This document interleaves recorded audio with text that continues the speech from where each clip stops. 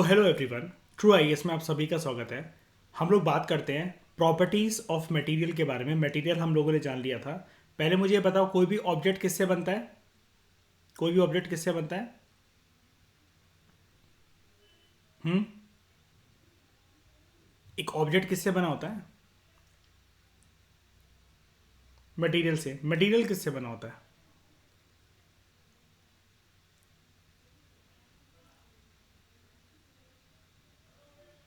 बताओ। मटेरियल किससे बना होता है भाई?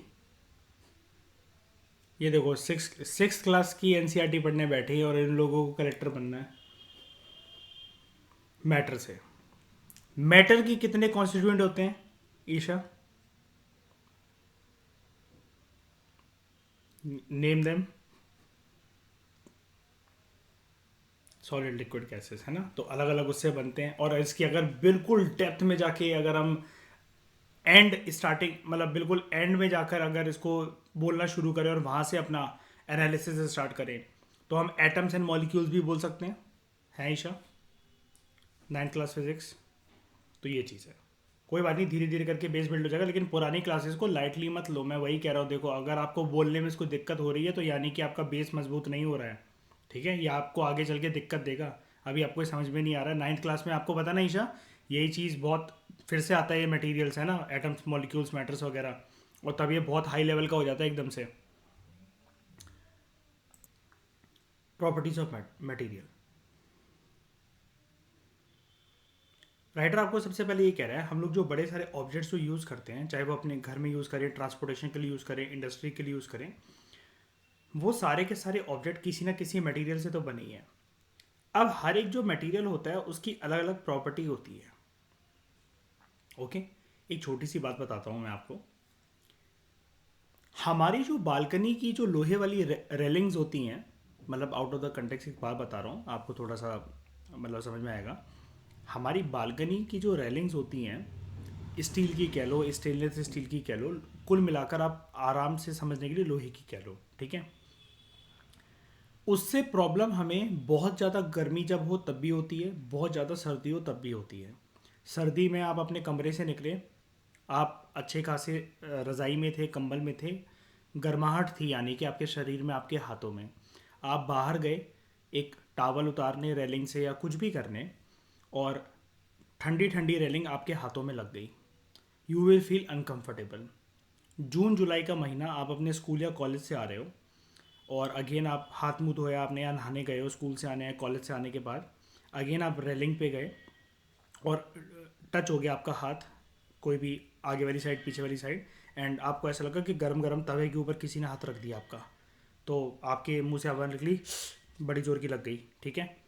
तो बेसिकली एक जो कोई भी जो मटेरियल होता है उसकी कुछ प्रॉपर्टी तो होती है, यानी कि वो सर्दी में, जैसे अगर आप इसी को पकड़ ले एग्जांपल को, स्टेनलेस स्टील को, लोहे को, किसी को भी, ये सर्दी में ऐसा लग रहा है कि सारी ठंड इसने अपने अंदर संभाली है, और गर्मियों में सारी जो गर्मी है वो इसने अपने अंदर संभाली है। मतलब सर्दियों में बिल्कुल फ्रीजर की आइस की तरह ठंडा हो रखा है, और गर्मियों में जैसे कोई तवा हो हमारा गरम गरम जिस पे रोटी सेकते हैं, और उतना गरम हो रखा है। इतनी बात पे एग्री करते हो? पहले बताओ, ये बेसिक चीज़ समझ में आई है ना? लेकिन इसी बिल्कुल यही सिचुएशन लेते हुए अगर मान लो कि हरनीत सेम बालकनी के अंदर वॉशिंग मशीन आपकी रखी हुई है और एक बाल्टी है जिसमें कपड़े रखे हुए हैं, और सेम टाइम पे आप वहाँ पर गए हो, तो सर्दियों में अंकिता हमें वो बाल्टी तो ठंडी नहीं लग रही अगर वो हमारे पैरों से या हाथों से टच हो जाए। या गर्मियों में हमें कोई ऐसा तो है नहीं कि अगर कोई बाल्टी हमारे वो लाकर स्किन पे टच कर दे तो हमें कोई ऐसा फील होगा कि एज़ कम्पेयर टू रेलिंग बहुत ज़्यादा हमें लगेगा, है ना? हम बेसिकली इस डिस्कशन की तरफ बढ़ रहे हैं कि अलग अलग मटेरियल की अलग अलग प्रॉपर्टीज़ होती हैं। अब यहाँ से जिनको कुछ भी नहीं पता था, देखो मैं हमेशा बात वैसे ही करता हूँ डिस्कशन में कि जिनको कुछ भी आइडिया ना हो तो उनको भी बिल्कुल बच्चों के लेवल की तरह समझाना, 4th 3rd क्लास के बच्चों की तरह उठाना उनको। हर एक मटेरियल की यानी कि एक प्रॉपर्टी होती है जो हम अभी पढ़ने वाले हैं ना 6th क्लास में। ये प्रॉपर्टी हो सकता है कि आपको लगे कि यार टाइम वेस्टिंग चीज़ है, क्या ही पढ़नी, लेकिन इसी प्रॉपर्टी के ऊपर क्या पता 9th और 10th क्लास में जाकर आपका पूरा का पूरा बेस बिल्ड हो, और जो बेस आप यहाँ से लेकर जा रहे हो, तब वो आपको हो सकता है कि आप कहो कि अगर हमने ये पढ़ा ही नहीं होता 6th क्लास के अंदर तो हमें कुछ भी समझ में ही नहीं आता। इसलिए हमें प्रॉपर्टीज़ को बहुत इत्मीनान से पढ़ेंगे।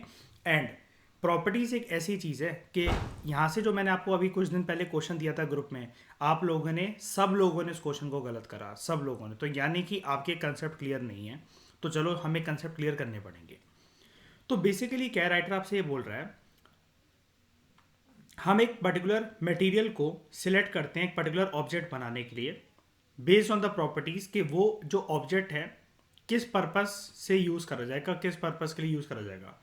For example, we make a tumbler of material such as glass, plastic, steel. Tumbler समझते हो ना, एक जग टाइप पानी का या कुछ भी, ठीक है, ताकि वो वाटर को होल्ड वगैरह कर सके और वहाँ पे कुछ भी पानी बाहर ना निकल जाए। कभी सुना है कोई टम्बलर जो हो शाइनी वो कपड़े से बना हो या किसी भी फाइबर से बना हो?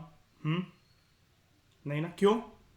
हर चीज़ जो फाइबर है कपड़े से बनेगी, उसमें कभी जब भी किसी भी तरह की, चाहे बहुत गाढ़ी लिक्विड या पतली लिक्विड डाली जाएगी, वो क्या कर जाएगा, वहाँ से बाहर निकल जाएगा। वो अलग बात है कि अंदर आपके पास एक प्लास्टिक की बोतल है, उस पर आप कोई चीज़ लपेट दो तो वो चीज़ ठीक है। थोड़ी क्लासेस पहले मैंने आप लोगों को एक चीज़ बताई थी ना, वो बोरे वाली बात अर्पित है ना, कि कोका कोला की बोतल में गर्मियों में लू में चलती है, उस पर बोरा लपेट दो, गीला कर दो, तो वो फ्रीजर जैसी ठंडी बोतल हो जाती है ना। किसी का भी मेरे पास आंसर नहीं आया अभी तक ग्रुप पे कि वो प्रोसेस क्या होता है, ना किसी ने लिख कर भेजा।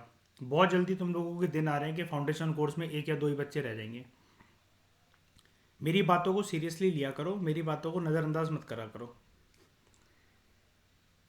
अब क्या है, we cannot make a tumbler out of a piece of cloth because a piece of cloth cannot hold water. ठीक है, उससे ऑब्वियस ही बात है बाहर निकल जाएगा उसमें, क्योंकि कुछ ना कुछ एक स्पेस अवेलेबल है। ईशा आपने सुना होगा केमिस्ट्री और फिजिक्स में एक चीज़ आती है, एक वर्ड आती है हायर क्लास में जाकर, इंटर मॉलिकुलर स्पेसेस। हर एक चीज़ एक मॉलिक्यूल से तो बनी है ना। जो कपड़ा है अगर हम उसको ध्यान से देखें, जैसे मान लो आप लोगों ने अभी जो भी साड़ी पहन रखी है, टॉप पहन रखा है, टी शर्ट्स पहन रखी हैं, कुछ भी कर रखा है, अगर आप उसको अपनी वेस्ट के पास से, कमर के पास से ले जाकर उस कपड़े को पकड़ के अगर खींचो ना पूरी पूरी जान से, लेफ्ट और राइट जाकर, मतलब फाड़ने के पर्पज से नहीं लेकिन फिर भी खींचो, और किसी लाइट की तरफ अगर आप देखो, फॉर एग्जाम्पल आपने सूट पहन रखा है अभी और आप उस पर चुन्नी है, और चुन्नी को अगर आप लाइट की तरफ देखो तो वो दिखेगा आपको कि हाँ यार वो लाइट दिख रही है मुझे वहाँ से, यानी कि उसके अंदर पोर्स जो है ना वो अवेलेबल है, वो अवेलेबल है पोर्स, और स्पेसेस अवेलेबल हैं जिनको हम लोग कहते हैं इंटरमोलिकुलर स्पेसेस। अब जब लिक्विड है, लिक्विड कहीं से भी पास हो जाता है, इसलिए वो हम लोग कभी भी कपड़े से बनाया हुआ पानी की बॉटल, जग वगैरह यूज़ नहीं करते हैं। इतनी बेसिक अंडरस्टैंडिंग तो हम लोगों के पास है। अब वो कह रहा है कि कुकिंग यूटेंसिल्स में हम लोग मटेरियल यूज़ करते हैं कॉपर, एल्यूमिनियम और स्टेनलेस स्टील। ये क्यों? बिकॉज ये वो मटेरियल है जो कि हीट, अच्छे हीट कंडक्टर माने जाते हैं। What do you mean by अच्छे हीट कंडक्टर?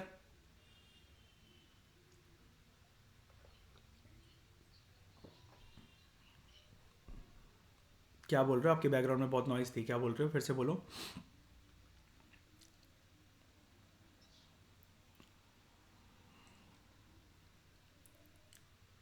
ये नहीं, ये टिपिकल बातें नहीं है, 1.1 नहीं, आराम से समझाओ जो किसी को भी अभी 6 क्लास के लेवल से समझ में आए, टिपिकल बातें नहीं। ईशा, ईशा क्या मतलब होता है, एक सेकंड, ईशा क्या मतलब होता है कंडक्टर का, हीट कंडक्टर का? हाँ, मतलब अगर एक बारी सिकोड़ ली ना अगर उन्होंने गर्मी, तो वो ना इतनी आसानी से ना उसको छोड़ेंगे नहीं। मतलब काइंड ऑफ मतलब कीपिंग अदर फैक्टर्स कांस्टेंट, ये भी बात होती है ना ईशा, कि अगर आप अब उसके अंदर फिर आप इमीडिएटली, तवा गर्म होता है ना, पानी के नीचे रख दिया, इमीडिएटली ठंडा भी हो जाएगा वैसे वो, लेकिन मैंने बोला क्या, अदर फैक्टर्स कांस्टेंट, अगर आप तवे को वहीं रखे रहते हो काफ़ी टाइम तक वो गर्म रहता है। नॉर्मल सा एग्जांपल देता हूँ अर्पित, हम ब्रेड सेकते हैं अगर तवे पे, लास्ट की जो ब्रेड होती है जो कि हमें सेकनी होती है, तवा ऑलरेडी बिल्कुल अपने हाइपर मोड पे गर्म होता है ना, हम गैस को बंद करके लास्ट वाली ब्रेड तो ऐसे ही सेक लेते हैं ना, जो गर्म तवे होता है ना। अर्पित भाग रहा किचन की तरफ है अर्पित। अच्छा, तो ये है हीट कंडक्टर। अच्छे, ठीक है। अब we do not make cooking utensils of paper like material because ये जल्दी बर्न हो जाएंगे, या अगर प्लास्टिक है तो वो पिघल जाएगा। तो इतनी अंडरस्टैंडिंग है। अब ये देखो बात क्या है, ये वाली अंडरस्टैंडिंग हरनीत ऐसा नहीं लग रहा कि यार ये पता नहीं राइटर क्या ही समझा रहा है बच्चों वाली चीज़ें वो करके। लेकिन ये हमें बच्चों वाली चीज़ें तब लग रही हैं हरनीत कि हमें ये इतनी अंडरस्टैंडिंग तो है कि गैस पे प्लास्टिक रखना है कि स्टील रखना है, या फिर बालकनी में जो रेलिंग्स हैं हमारे, हमें किस चीज़ की बनानी है। लेकिन फिर भी एक सवाल ये उठता है ना, हमें कैसे पता चला था, साइंटिस्टों को कैसे पता चला था कि क्या जो मटेरियल अवेलेबल है उससे किस प्रकार का ऑब्जेक्ट बनाना चाहिए और कैसा यूज़ होगा। ये भी तो जानने वाली बात है कि नहीं है कि नहीं। तो यानी कि हर एक मटेरियल की इतिहास में लोगों ने अलग अलग टाइम पे कुछ प्रॉपर्टीज देखी। उन प्रॉपर्टीज के बेसिस पर हर एक मटेरियल की, क्या हम अंकिता ये कह सकते हैं, एक लिमिटेशन जरूर होती है। यानी कि वो एक पर्टिकुलर एक हद तक ही काम कर सकता है, उसके बियॉन्ड काम नहीं कर सकता। अब मुझे एक बात बताओ, जो एल्यूमिनियम फॉयल है ईशा, उसमें लोहे का कोई भी कण है दूर दूर तक, छोटा मोटा है, लेकिन फिर भी क्या वो एक प्रकार से हम कहते हैं किसी ना किसी प्रकार के मेटल से फर्दर प्रोसेसिंग होकर बना है ना। लेकिन उसको मोड़ना और एज कंपेयर टू अपनी बालकनी की रेलिंग्स को मोड़ना क्या आसान है, एल्यूमिनियम फॉयल ज्यादा आसान है कि नहीं। उसको तो आप पूरा वो कर दोगे। तवे को मोड़ सकते हो अपने, जिस पे रोटी बनती है, उस तवे को मोड़ सकते हैं, नहीं मोड़ सकते। तो यानी कि हर एक मटेरियल की कुछ ना कुछ एक प्रॉपर्टीज है, लेकिन वो प्रॉपर्टीज डिपेंडिंग ऑन द, मतलब जो प्रॉपर्टीज जो यूज बनाएंगी उस मटेरियल का कि ये किस किस चीज़ों के लिए यूज होगा, वो उसके लिए एक लिमिटेशन भी होंगी, राइट। अगर हमें कोई चीज़ अगर सॉफ्ट उसकी चीज़ की चाहिए है, ठीक है, तो हमें उसका बेसिकली क्या है कि प्रॉपर्टीज जाननी पड़ेंगी। अब अर्पित अगर उर्वी जावेद को अगर हटा दें हम लोग, वो डालने को तो फिर कॉपर के कपड़े भी डाल लेगी किसी दिन, ठीक है। लेकिन जनरली हम लोग मेटल्स के कपड़े तो नहीं पहनते ना ईशा, है ना। हाँ, उर्वी जावेद को निकाल देना दिमाग से, वो कुछ भी कर सकती है, ठीक है। जैसा कि हमने जूट की बोरी को देखा था, साइंस को भी फेल कर दिया उसने। एनसीईआरटी का ये बुक क्या कह रही थी हमारी, कि उसके कोई कपड़े नहीं बनते हैं ना, और हमने उसके कपड़े देखे थे। Cooking utensils are made up of materials such as copper, aluminium and stainless steel because these materials can conduct heat well। ये अभी हमने जान लिया। अब हम लोग क्या है, राइटर बोल रहा है कि हम लोग गोल्ड मेटल यूज़ करते हैं गहने बनाने के लिए, ठीक है। बिकॉज एक तो बात ये होती है कि प्रीशियस हैं वो तो चलो ठीक है, प्रीशियस तो कोई भी चीज़ तब हो जाती है जब वो लिमिटेड क्वांटिटी के अंदर अवेलेबल हो। एक टाइम पे आपको पता है ना, फर्स्ट फॉर्म ऑफ मनी मैंने आपको क्या बताया था, एज़टेक सिविलाइजेशन का सबसे पहला फॉर्म ऑफ मनी इकोनॉमिक्स में क्या पढ़ा था हमने। नहीं नहीं, मेटल्स नहीं, मेटल्स तो बहुत बाद में आए हैं। क्या था, अरे नहीं भूल गए, कॉफ़ी बीन्स। एक टाइम पे ना हरनीत कॉफ़ी बीन्स में मनी था, पता है। जो चीज़ कम अवेलेबल होती है ना, अब क्या कहते हैं, उसकी कीमत बढ़ जाती है। एंड ऐसे ही जो हरनीत वो जानते हो, मंदिर में या माता रानी की पूजा में कभी कभार कौड़ियाँ यूज़ होती हैं, कौड़ियाँ कहते हैं, आप जानते होगे, जिसको इंग्लिश में काउरीज कहते हैं। नहीं, मैं भी दिखा देता हूँ, आपने देखा तो पक्का होगा। काउरीज जो थी वो भी मनी की फॉर्म में यूज़ करी जाती थी। शायद नहीं याद आया, मनी इन बैंकिंग में मैंने आपको बताया था ये वाली चीज़ आप सबको। ये देखो मैं आपको दिखाता हूँ, ये देखा होगा हरनीत पक्का आपने। हाँ, इसी को कहते हैं कौड़ियाँ। ये ना मतलब जनरली माता रानी की पूजा में, लक्ष्मी माँ की पूजा में उनमें यूज़ करी जाती है। कहा जाता है कि उनको जैसे अच्छे से पूजा वगैरह वो करके रख लिया जाए पर्स वगैरह में, तो पैसा वगैरह अच्छा रहता है, ठीक है। और इससे जो भी कोई अच्छी पूजा पाठ होती है माता रानी की, उनमें ज़रूर ये यूज़ होता है, ठीक है। ये चीज़ है, तो ये भी एक मनी की फॉर्म में यूज़ करा जाता था। लेकिन फिर वही वाली बात है, जब भी कोई चीज़ बल्क में अवेलेबल हो जाती है, जिसकी सप्लाई बहुत ज़्यादा हो जाए, ठीक है, जिसकी सप्लाई क्या कहते हैं ज़्यादा हो जाए, तो क्या होता है बताओ, सप्लाई जिसकी ज़्यादा हो जाए। डिमांड कम हो जा वैल्यू वैल्यू बेसिकली कम हो जाती है ना। अब क्या है, ये तो चीज़ मैंने आपको डिस्कशन एक बता दी दैट ऑर्नामेंट्स जो हैं वो भी एक तरह के मेटल से ही बने हैं, ठीक है। और एक बार के लिए गोल्ड वगैरह को उस लिहाज से देखना छोड़ दो कि ये प्रीशियस है। प्रीशियस क्यों है? क्योंकि अवेलेबिलिटी के हिसाब से, इसलिए इसकी कीमत ज़्यादा है। लेकिन it has a shiny appearance, lustre appearance, मतलब चमकता बहुत है। इस वजह से लोग गहनों की फॉर्म में इसको यूज़ करते हुए आए हैं और आज तक यूज़ होता है। हम लोग स्टील यूज़ करते हैं for making buildings and bridges because ये काफ़ी ज़्यादा हार्ड होता है और स्ट्रॉन्ग होता है, ठीक है। मुझे एक बात बताओ, एक ना मैंने आप लोगों को एक कंसेप्ट बताया था आज से कुछ क्लासेस पहले, अर्बन हीट आइलैंड का कंसेप्ट, ठीक है। खैर उस कंसेप्ट को छोड़ो, एक बार के लिए वो शब्द को निकाल दो अपने दिमाग से, अर्बन हीट आइलैंड का कंसेप्ट। लेकिन शहरों में कहा जाता है कि हीट ज़्यादा ट्रैप होकर रह जाती है और गर्मी ज़्यादा रहती है शहरों में। इसका one of the main reason क्या होता है कि हम लोग बिल्डिंग में क्या यूज़ करते हैं? एक तो कंक्रीट हो गया, ठीक है, मतलब गिट्टियाँ पत्थर वगैरह, ठीक है, नहीं ये सब नंबर वन। दूसरा, जो स- जो सरिये, हाँ जो सरिये होते हैं वो क्या है बेसिकली, है ना, स्टील रॉड्स हैं, है ना। और ये दोनों के दोनों चीज़ें क्या करती हैं हीट के साथ? ट्रैप कर लेती हैं और एस्केप नहीं होने देती फिर। तो इस वजह से ना, हरनीत होता क्या है, इन लोगों को मैं बता चुका था, आपको बता रहा हूँ कि हीट जो है ना, आपके मान लो कि शहर में आप रहते हो और जो आपने आपकी बिल्डिंग है वहाँ पर आपने ऑब्वियस ही बात है, ये जो सीमेंट है, गिट्टियाँ हैं, कंक्रीट जिसको बोलते हैं, ये यूज़ कर रखा है। और बिल्डिंग में मतलब फ्लोर्स का फाउंडेशन अच्छा करने के लिए स्टील रॉड्स भी यूज़ करी होंगी। अब ये दिन के समय में हीट को बहुत ज़्यादा एब्जॉर्ब कर लेती हैं दोनों की दोनों चीज़ें। जस्ट लाइक मैंने आपको बताया अभी जब ये क्लास स्टार्ट करी आज की मैंने, कि जून जुलाई के महीने में भरी गर्मी में जो रेलिंग्स होंगी आपकी बालकनी में वो कितनी गर्म हो जाएंगी, तो ये भी गर्म हो जाती हैं।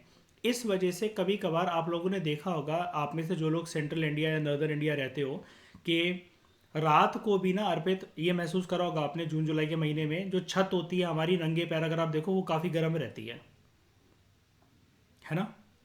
देखने वाली सोचने वाली बात है ना अर्पित के, यार जब धूप चली ही गई है तो ठंडा नहीं हो जाना चाहिए से इमिडिएटली, है ना। लेकिन वो चीज़ ना राजस्थान में ज़्यादा पॉसिबल है ना।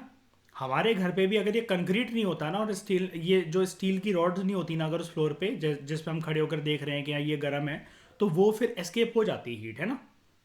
लेकिन वो इसलिए नहीं हो पाई क्योंकि ये हीट ऑब्जॉर्वर बहुत अच्छे होते हैं। तो हरनीत एक नया पर्सपेक्टिव मिला, समझ में आ गया कि शहरों में गर्मी क्यों रहती है इतनी ज़्यादा, ठीक है।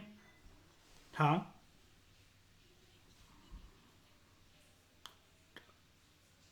हाँ हाँ, ठीक है। तो वी यूज कॉटन वूल रुई for filling pillows because it is very soft. Ankita, लोहे की तकिए पे सोए हो कभी? क्यों, अपने हस्बैंड के ऊपर सर रख के तो सोते हो।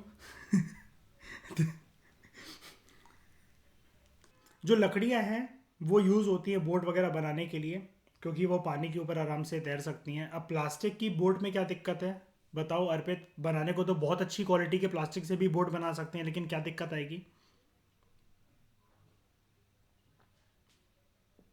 गल जाएगा अच्छे से, वो नहीं हो सकेगा। और अगर एक भी छेद अगर हो गया गलने की वजह से, है ना, तो यात्री गए, है ना। तो क्लियर ग्लास हम लोग यूज़ करते हैं विंडो पेंस बनाने के लिए बिकॉज ये ट्रांसपेरेंट होता है और हम ऐसे देख सकते हैं। अच्छा, अगर विंडोज़ की यहाँ पर बात चली रही है, एक कनेक्शन करते हैं छोटा सा अपना। क्या हड़प्पन्स जो अपने घर बनाते थे वो विंडोज़ बनाते थे क्या अपने घरों में? जनरली नहीं। क्यों नहीं होती थी हड़प्पन्स के घर में विंडोज़? वो किस चीज़ से कंसर्न थे बहुत ज़्यादा उस ज़माने में? प्राइवेसी, प्राइवेसी का मतलब क्या? इसमें तुम झांक झांक के देखोगे कि कौन क्वालिटी टाइम स्पेंड कर रहा है अंदर? तो फिर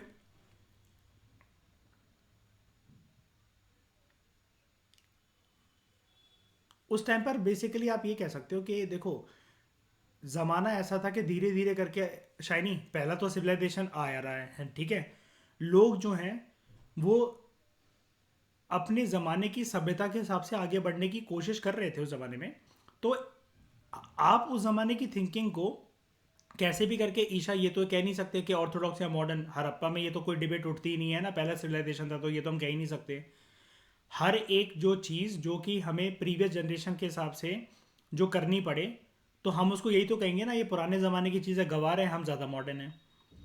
लेकिन बस ये है कि आप ये कह सकते हो कि प्राइवेसी का जो उनका जो कंसर्न था, प्राइवेसी को लेकर जो उनका कंसर्न था, वो उस ज़माने के हिसाब से जायज़ था।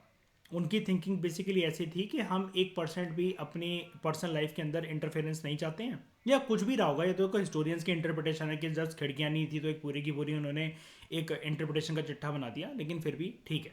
हम यही कह सकते हैं कि प्राइवेसी को लेकर they were very determined, they were very keen कि हम 1% भी किसी की इंटरफेरेंस नहीं चाहते हैं, या फिर हम नहीं चाहते कि कोई हमारे घरों में ताक झाँक करे।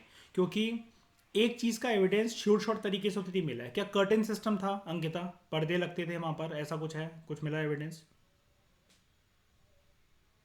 नहीं, ऐसा कुछ नहीं है, मतलब है ना, मतलब कॉटन क्लोथ और या कोई अलग अलग चीज़ों के कपड़े वो ठीक है, लेकिन कर्टेन वगैरह इतना भी कोई एलेबोरेट हमारे पास एविडेंस नहीं है, ठीक है। ग्राउंड ग्लास को हम लोग यूज़ करते हैं बाथरूम की विंडोज बनाने के लिए, because it is a translucent and nothing can be seen clearly through it, wow, ठीक है।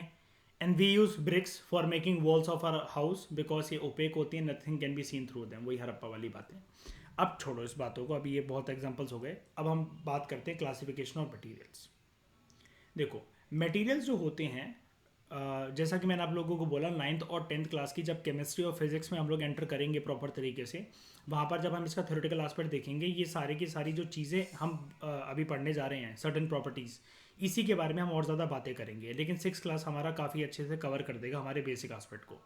एक तो अपीरेंस के बेसिस पर, अपीरेंस एक प्रॉपर्टी है, लाइक क्या क्या चीज़ें शाइनी हैं या डल हैं, चमकती हैं या फिर नहीं चमकती हैं।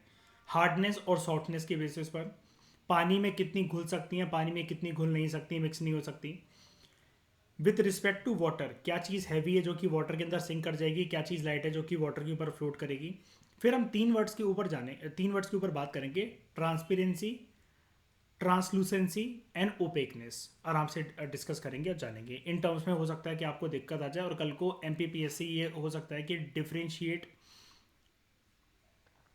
Differentiate between transparency, translucency and ओपेकनेस, इसके ऊपर ये एमपीपीएससी, इवन ये वाला क्वेश्चन ना, ये वाला क्वेश्चन मैंने कहीं मेंस में एक के एमपीपीएससी में देख रखा है, या फिर इसके ऊपर प्रीलिम्स के अंदर ना यूपीपीएससी भी पूछ चुका है।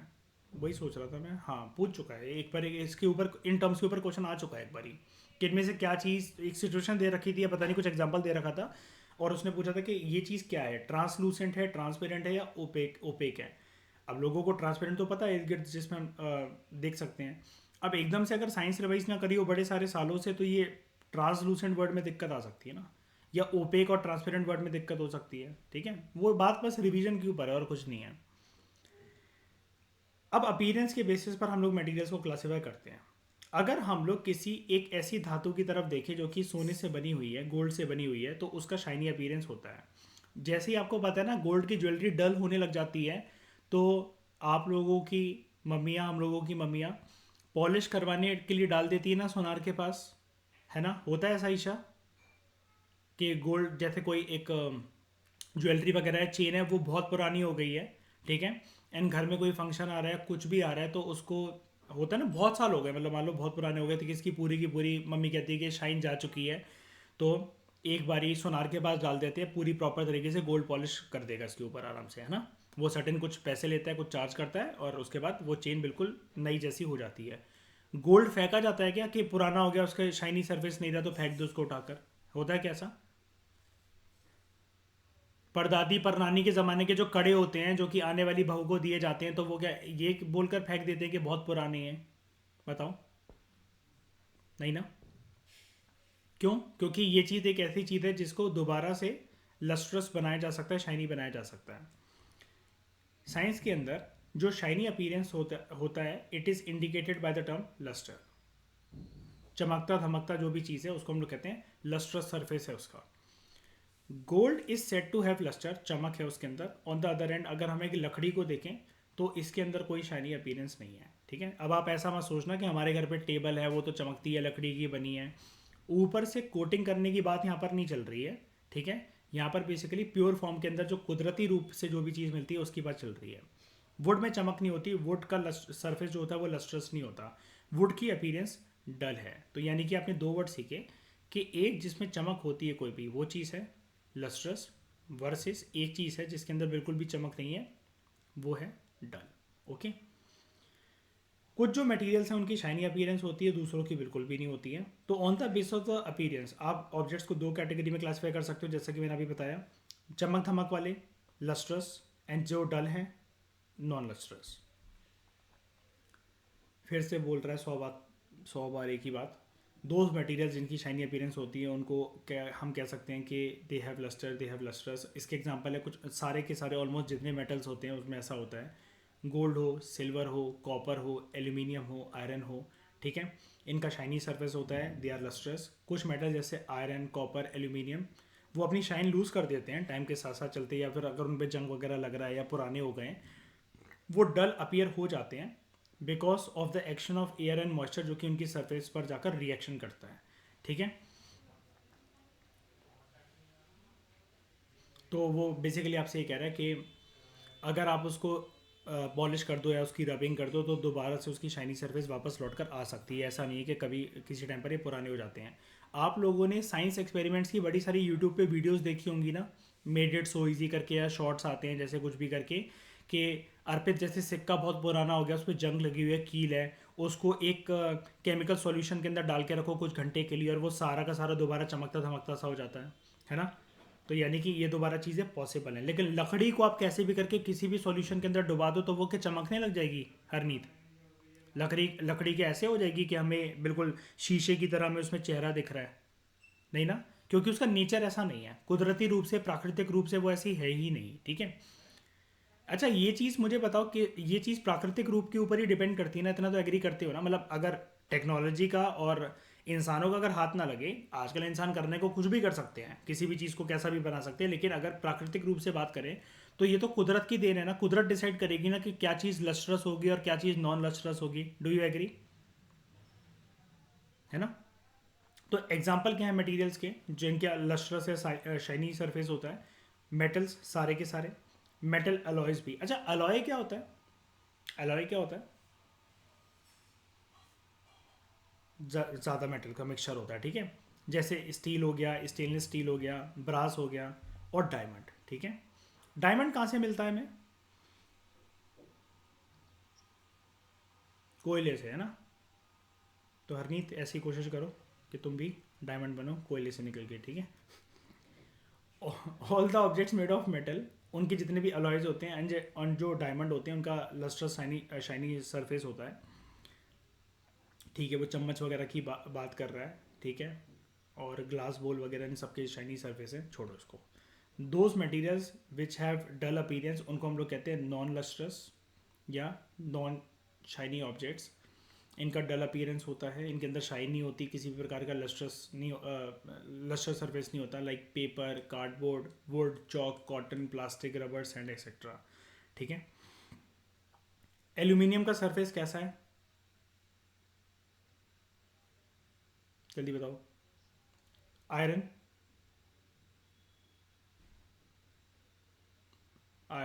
Copper, silver. लेकिन मिट्टी डल अपीयरेंस, ठीक है। अंकिता मिट्टी में शक्ल दिखती है आपको जब मुंबई में जाते हो बीच पे बीच पे?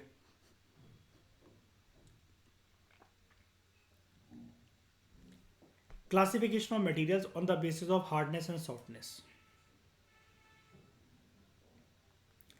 आयरन मेटल हम सब जानते हैं कि अगर हम इसकी कोई कील ले लें या कोई भी इसकी एक चीज़ ले लें, हम इसको ईजिली इतना कंप्रेस नहीं कर सकते। सिमिलरली हम इसको कट भी नहीं कर सकते, मोड़ना भी थोड़ा बहुत मुश्किल है, ठीक है, एंड स्क्रैच भी नहीं कर सकते। क्यों? क्योंकि ये एक हार्ड मटेरियल है। आयरन के पास प्रॉपर्टी है हार्डनेस की, लेकिन अगर हम यही एक स्पंज का पीस ले लें, क्या स्पंज सब लोग जानते हो?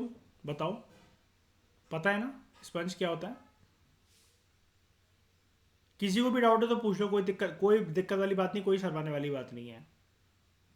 आप मेरे पास कोर्स इसलिए कर रहे हो ताकि आपने डाउट पूछ सको, कोई शर्माने वाली बात नहीं कि लोग क्या कहेंगे। क्या स्पंज सब लोग जानते हो ना क्या होता है स्पंज? कई लोग शर्माने के मारे पूछते नहीं है। स्पंज ये होता है। स्कॉच ब्राइट तो चलो जानते ही होगे घर में, जो बेसिकली बिल्कुल सॉफ्ट सा नहीं होता जो ये दब जाता है, जैसे कई लोग अपनी बाइक वगैरह भी साफ़ करते हैं, ग्लासेस साफ़ करते हैं, हल्का सा कोई इसके अंदर डिटर्जेंट या जो हैंड वॉश टाइप होता है उसको यूज़ करके, ठीक है। तो ये चीज़ होती है स्पंज। ओके, स्पंज काफ़ी सॉफ्ट होता है, इसको हम कंप्रेस कर सकते हैं, कट कर सकते हैं, बेंड कर सकते हैं, स्क्रैच कर सकते हैं, ठीक है। स्पंज एक सॉफ्ट मटेरियल है। तो सारे के सारे जो मटेरियल्स होते हैं हार्डनेस और सॉफ्टनेस के बेसिस दो कैटेगरी में क्लासीफाई करे जा सकते हैं आराम से। एक होते हैं हार्ड मटेरियल, एक होते हैं सॉफ्ट मटेरियल, ठीक है। वो मटेरियल जो कि इजीली कंप्रेस ना करे जा सकें, मतलब they can not be easily compressed, they can not be easily cut, they can not be easily bend और moulded, they can not be easily scratched, ये हार्ड मटेरियल है। और जिनमें ये सारे के सारे काम हो सके वो सॉफ्ट मटेरियल है। तो हार्ड मटेरियल क्या है? Iron, steel, would, brick, stone, glass, bone, steel, diamond. और डायमंड जो है it is the hardest natural material known. ये चीज़ याद रख लेना बस। अगर पूरी डिस्कशन में अभी तक कोई सबसे ज़्यादा इंपॉर्टेंट चीज़ है तो वो यही है, क्योंकि आपको अगर ऑप्शंस आएंगे ना तो उल्टी सीधी चीज़ों के आएंगे और आप सोचोगे शायद से कोई चीज़ मिल गई होगी डायमंड से भी ज़्यादा स्ट्रॉन्ग और वो करके, लेकिन बनाने को आर्टिफिशियली आजकल मैं आपसे वही बोल रहा हूँ कि बनाया जा सकता है। अच्छा, एक और बात मैं आपको बता देता हूँ, ये जो हार्डनेस होती है किसी भी चीज़ की, बस सुन लो इसको। अभी हो सकता है कि आप में से बहुत लोगों को समझ में ना आए, लेकिन थोड़ा थोड़ा आई थिंक आपको सबको पता होगा। हार्डनेस जब भी किसी चीज़ में होती है इस पृथ्वी पर, किसी भी नेचुरल ऑब्जेक्ट में होती है, तो ईशा याद है केमिस्ट्री का चैप्टर है 10th क्लास में, ठीक है, 10th क्लास की साइंस में। आपको पता है ना कि जितनी अच्छी तरीके से कार्बन के जो बॉन्ड बने होते हैं, है ना, अगर वो बहुत ज़्यादा इंटैक्ट हो तो वो मटेरियल हार्ड हो जाएगा। डायमंड के अंदर आपको पता है ना बहुत अच्छे से ऑर्गेनाइज और बहुत इंटैक्ट तरीके से ऑर्गेनाइज होते हैं कार्बन के बॉन्ड। इसलिए कहते हैं कोहिनूर का जो हीरा है ना वो प्रीशियस इसलिए है, हीरे तो बहुत हुए हैं, डायमंड तो बहुत हुए हैं, आप उसके ऊपर बुलडोजर भी चला दो ना तब भी शायद से उसको कुछ भी ना हो। अब ऐसा कैसे ईशा, ये कैसे पॉसिबल है? क्या ये पॉसिबल है वैसे कि हम किसी चीज़ के ऊपर हाथी जैसा वजन भी रख दें और तब भी एक छोटे से डायमंड के टुकड़े को कुछ ना हो? पॉसिबल है? साइंस क्या कहती है इसके बारे में? है बिल्कुल। कैसे? अगर, हाँ बताओ बताओ, बोलो आप अपनी इंटरप्रिटेशन, है ना। क्योंकि उसके अंदर जो कार्बन के जो बॉन्ड होते हैं ना वो बहुत ज़्यादा इंटैक्ट है, अगर वो थोड़े से भी लूज है ना तो वो चटक जाएगा, है ना, क्रैक पड़ जाएगा उसके अंदर। डायमंड के अंदर क्या होता है, जो कार्बन की बॉन्डिंग होती है,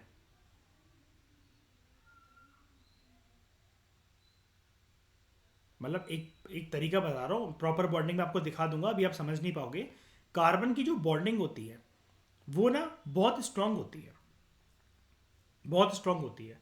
और यही चीज़ स्ट्रांग होते होते कोयले की खदानों के अंदर होते होते ड्यू टू, कहते हैं ना कि physical and chemical pressure and जो भी चीज़ें वहाँ पर प्रक्रिया होती रहती हैं उसके, जब भी वो कोयला दबा रहता है तो वो अपने आप को कॉम्बिनेशन में ला लाकर एक डायमंड बना देता है। वो भी हम जानेंगे, डोंट वरी। लेकिन पहले मुझे ये बताओ, डायमंड तो बना कोयले से, हरनीत कोयला कहाँ से आता है? कोयला कहाँ से आता है? नहीं नहीं, फॉसल फ्यूल से तो देखो, आप कह रहे हो कि फॉसल, जब आप नाम ही बोल रहे हो फॉसल फ्यूल से बनता है तो फॉसल से तो फ्यूल ही बनेगा, फिर उसके बियॉन्ड तो कुछ बन ही नहीं सकता।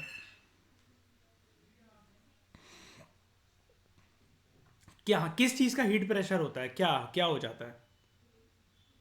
अर्पित बताओ, कौन सी ऐसी चीज़ है जब वो पृथ्वी के नीचे पूरी की पूरी दब जाती है बहुत सारे सालों के लिए तो कोयला बन जाता है? क्या क्या चीज़ चली जाती है पृथ्वी के नीचे, धरती के नीचे?